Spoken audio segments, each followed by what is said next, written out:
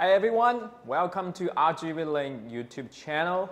This is Luke. We are on live and in Xiamen, RGBlink's headquarters office. So welcome back. So today's topic will be, again, first we'll cover the Minimix features and then we'll talk about the Q16 Pro 1 unit. So I think this is the fourth webinar for this week, and it's the fifth webinar section in total. So for Minimix, we have talked about the audio controls, PDZ controls, and the 5 layers configuration that we covered yesterday. So today, the first thing we're gonna try to talk about is the output, the Minimix output configuration, and then we will check out the internet connection settings as well as some other features settings. So again, if you haven't subscribed our channel, subscribe our channel right here, and we will send you the latest news about RGBlinks and what's going on with our products. Okay, let's get into the details of Minimix output introduction. So we talk about the RGBlink support for HDMI inputs, and it has 2 dedicated HDMI outputs. So let's take a look at this right here. Let's check out. Okay, so we can see right here it's the 4 HDMI inputs, and right here we have 2 HDMI output. This one is for the multi-view, for the preview, and this one's for programs. And also, I'm going to show you here we have 1 LAN port and 2 Type-C USB ports.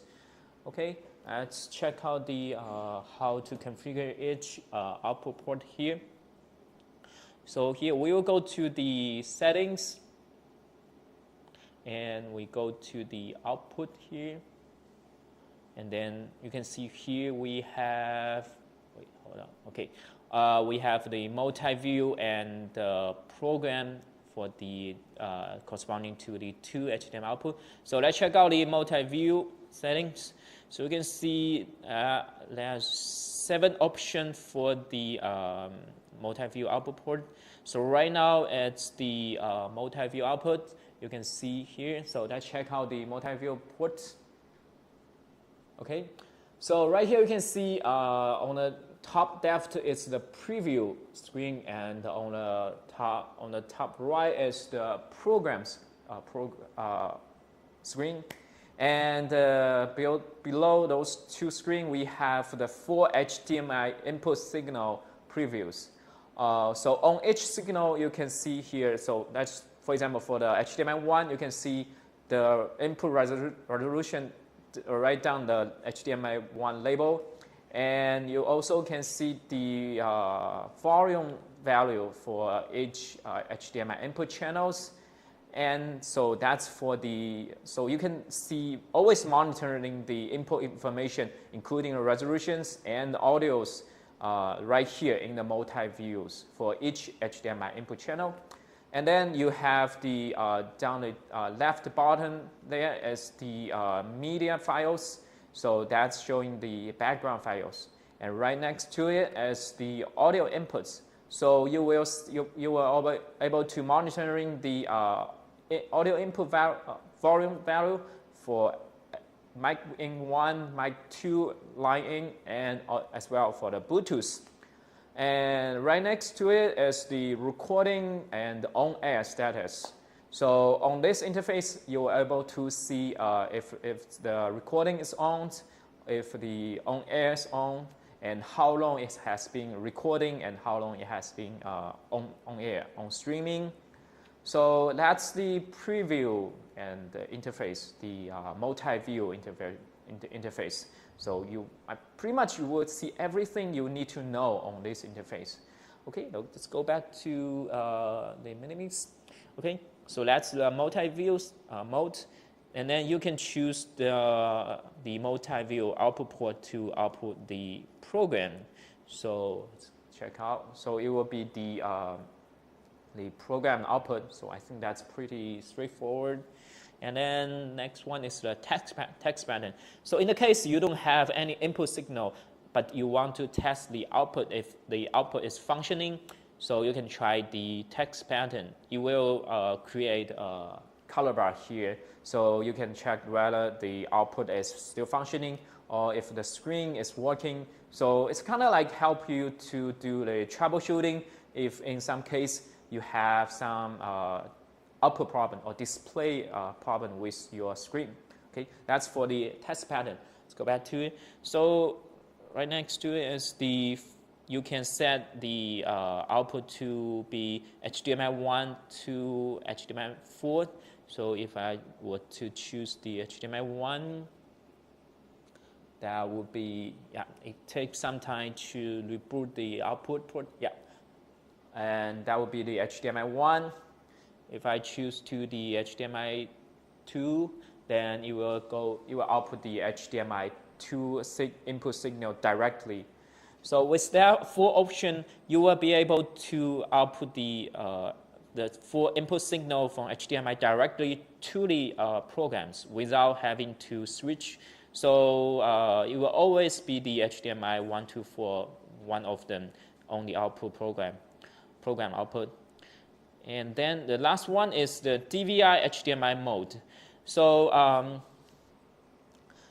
we have the output port is HDMI, but in some cases, for example, I have a screen, LCD screen that is only provided with the DVI input port.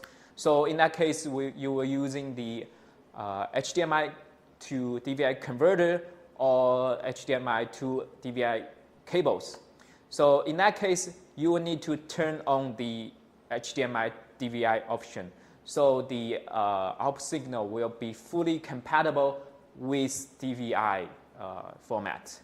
And so with this feature supported, if you are working with LED screen and your sending card is only supporting the DVI inputs, so you can use a converter or HDMI to DVI cable to connect the Minimix to your LED sending card directly, and the output signal from the Minimix to sending card and eventually to your LED screen. So with this feature enabled, you will be fully compatible to any of the sending cards on the market that's supporting the DVI ports. So that's pretty much about the output, the multi-view output. So I will set it back to the multi-view, and let's go back to this menu and check out the program.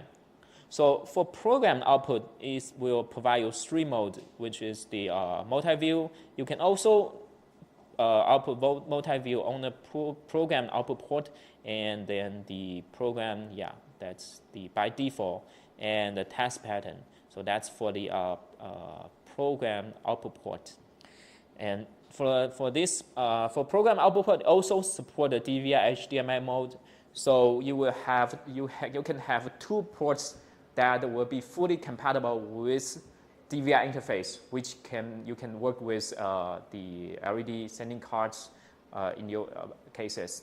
Okay, let's go back to. So the next we can do change the output resolution for both of the output ports. So this resolution change will be effect on both multi-view port and also the program output port. So I think that's all the options you can have. For example, you can have 1360 times 768 at 60 FPS. One thing I want to, you can support the 1080p with at a different frame rate here. So it's starting from the 24, 25, and 30 up to 50, and the 60, which we oftenly use. And one thing I want to show you here, the output resolution Minimix port one is this one, the 1080 times 9020 at 60 Hertz. So that's basically the vertical mode, which is the portrait mode, let's see, let's see how it's here. Let's go to the multi-view output. So let's select signal. Wait, let's select the signal for this one.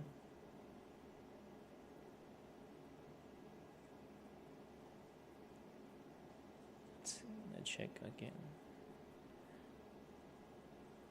Okay, let's go back. Let's try it again. Let's first enable layers and okay, let's go back to resolution setting. I set it to 1080 times the vertical one, the portrait mode. Okay, you can see right now it's like we are outputting the signal as 1080 times 9020 at 60 Hertz. So that's the vertical, the portrait mode. Okay, let's go back to the 1080p.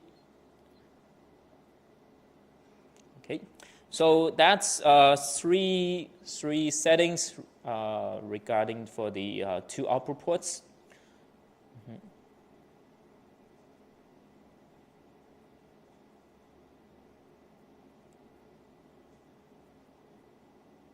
Okay,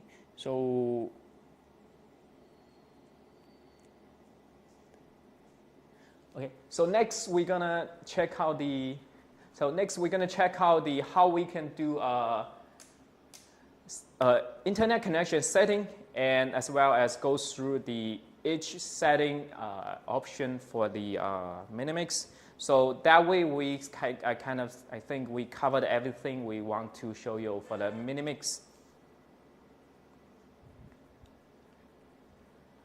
Okay, so for the internet connection, there's two ways to do it. So first one is the traditional way, which is the through the Ethernet cable, and the second way is through the through our mobile phone, provide the hotspot. Okay, so let's go to the settings, go to systems, and right here is a network.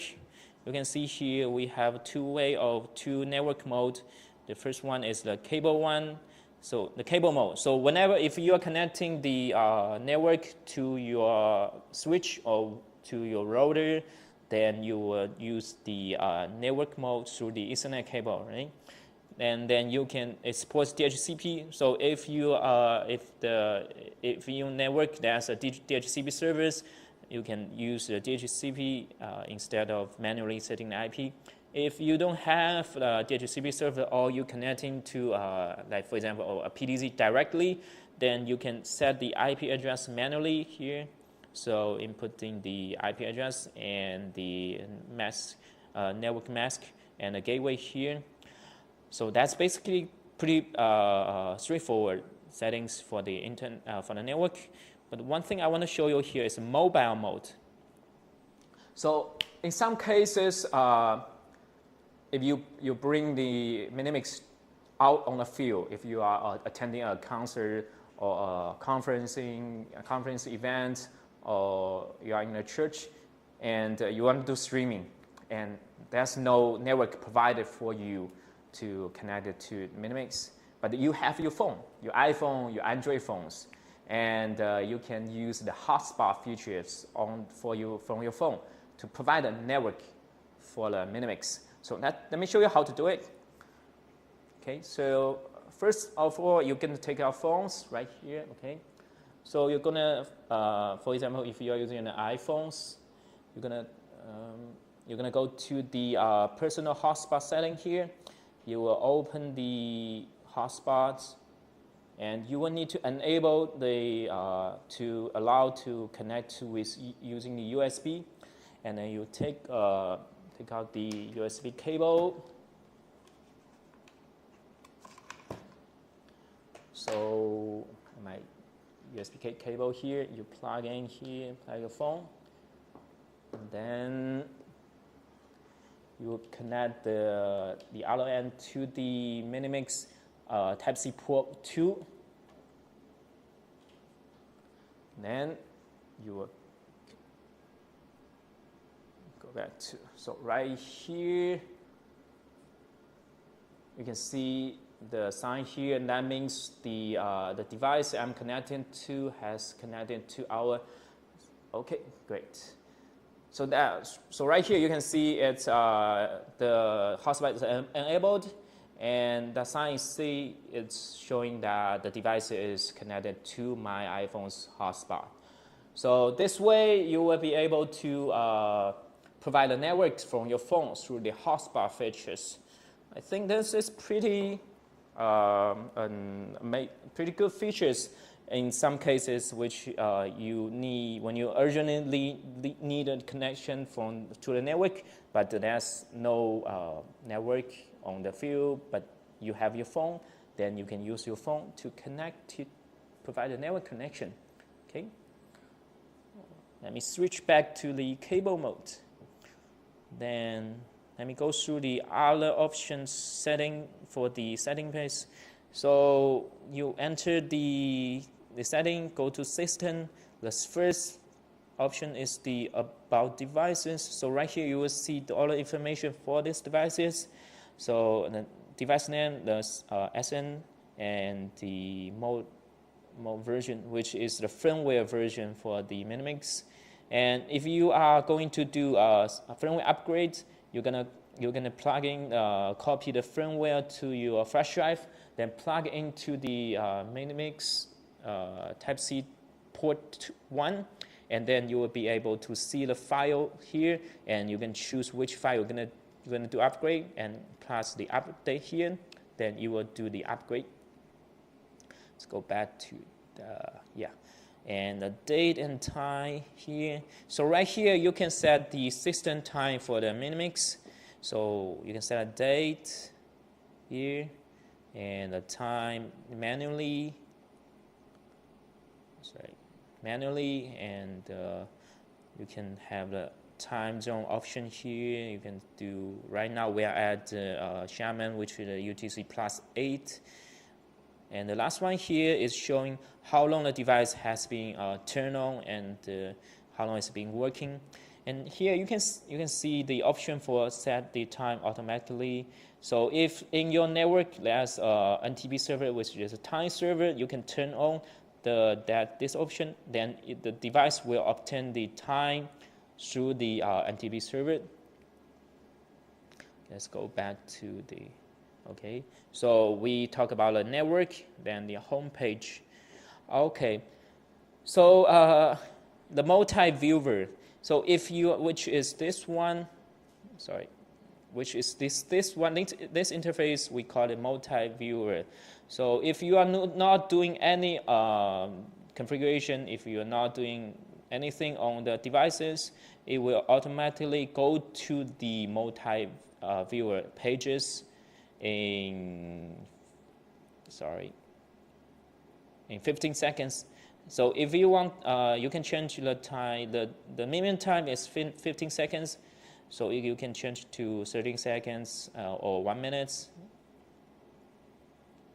and as you like. So pretty much that's it for the home page. And a T-bar mode. Right here we are using, there's two modes for switching from the switching the signal from the preview to the programs. So right now it's a T-bar mode. So we are using a T-bar to switching the preview, the PST, to the program. But if you want to do it, if you want to do it with a cut, then you use a fast mode. So if you're pressing the buttons on to choose the signal to be output, then it will be switch to the program with the push of the buttons. Okay. Normally I use the T-bar. It gives you more like a old-fashioned way to do it. Sorry. And the last one option is the factory resets. So if you want to do the resets, that's where you want to go. Okay. So that's everything for the Minimix today. So we talk about the output settings for the two output ports, and we check out the setting manuals for the systems, and especially we talk about how to set up the network connection for the Minimix. So that's two ways to do it, through the cable, Ethernet cable, and through the USB cable connecting to your iPhone, your Android phone, to use the hotspot features on your phones. Okay, so we will take a 10 to 15 minutes break, and when you come back, we will be talking about the Q16 Pro 1 unit. The topic today for the Q16 Pro 1 unit is the EDID, 4K EDID management, and also the Xbox user management. Okay, we will see you in a little bit, and stay in our channel, and we'll see you in 15 minutes.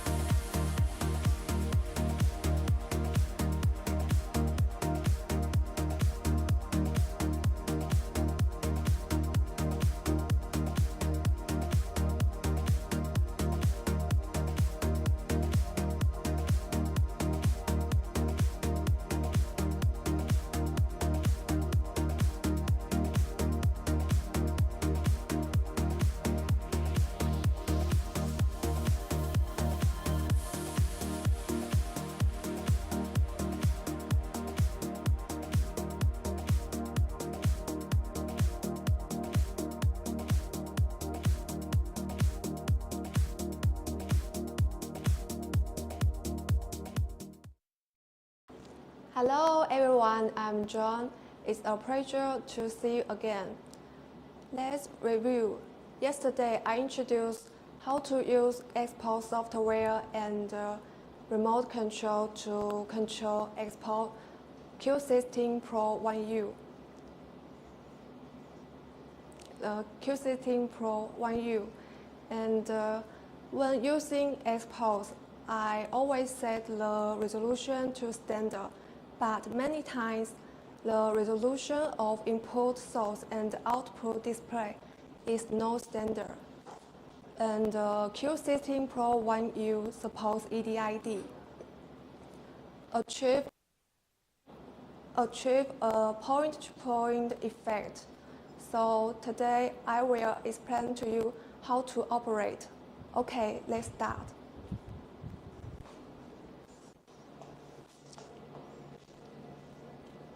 On the left is the export software interface, and on the right is a screen of one of the media server interface.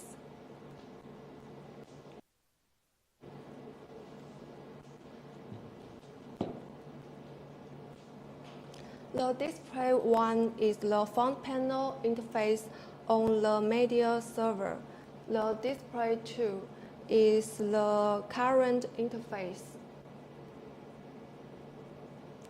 And the display 3 and 4 are connected to the Q16 Pro 1U input.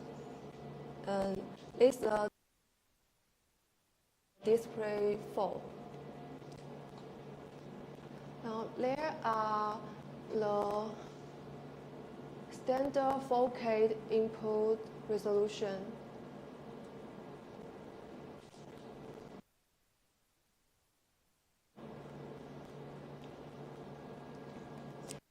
Next, I'm going to change the input the resolution.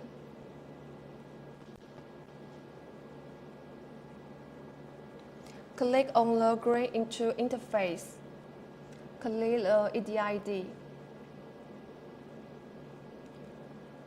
Set the width to 3,500. The height set to the 100. 1,000. Okay.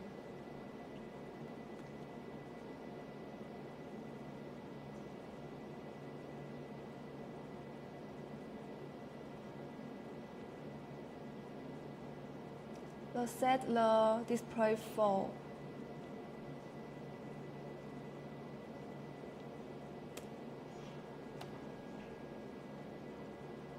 The width to set 3,000 and the height to set 1,200.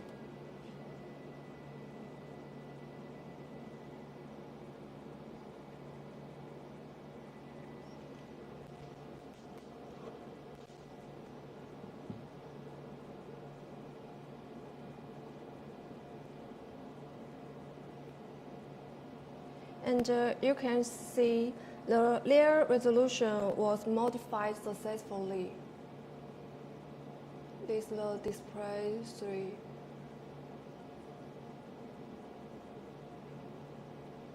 And this is the display 4 resolution. Okay, next I will change the output resolution. Click on the output interface.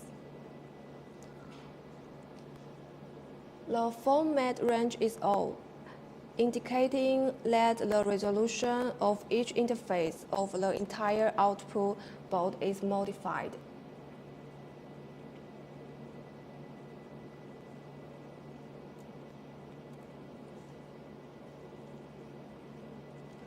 The width to set to send as the display 3.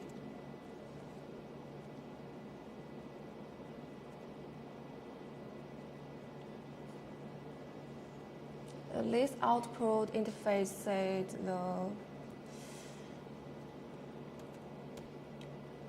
width to 3,000 and height to set 1200.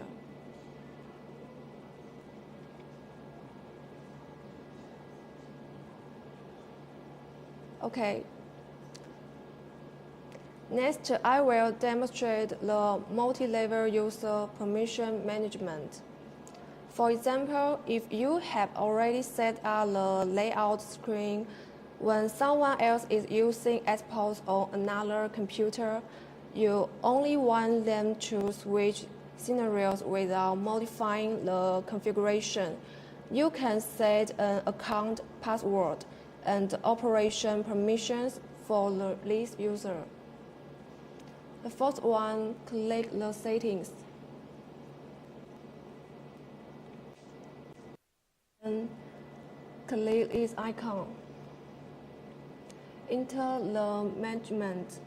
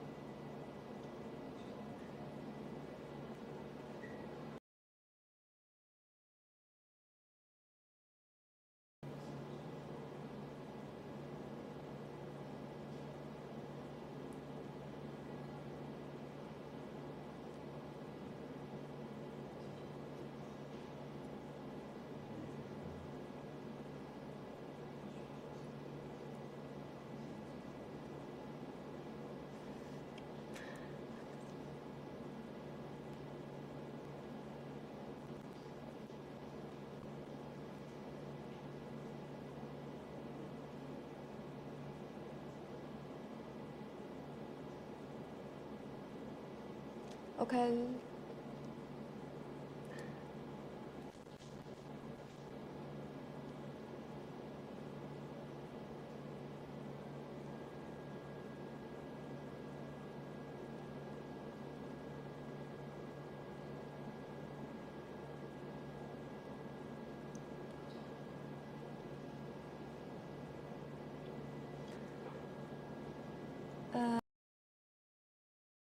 Authorization.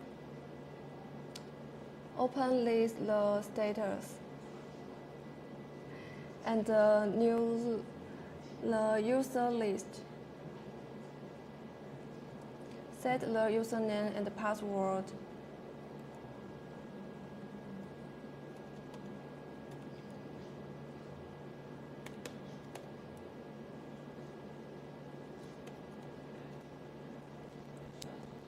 And save.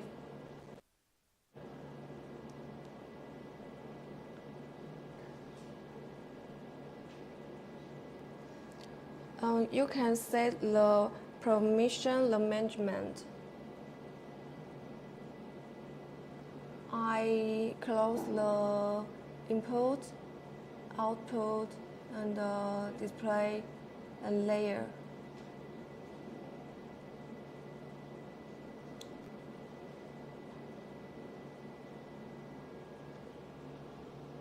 Okay, next I change the other computer.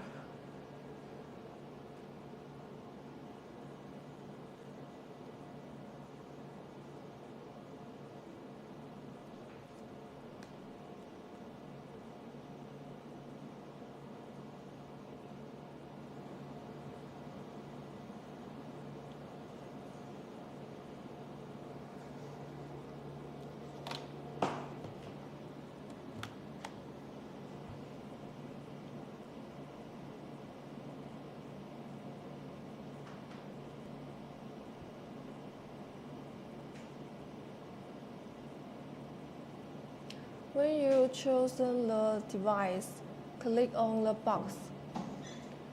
You should set the username and the password.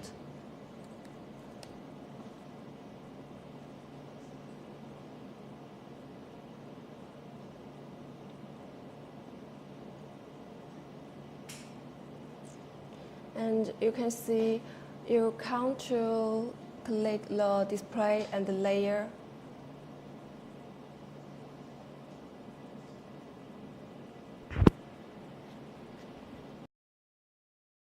And the input and output count operation.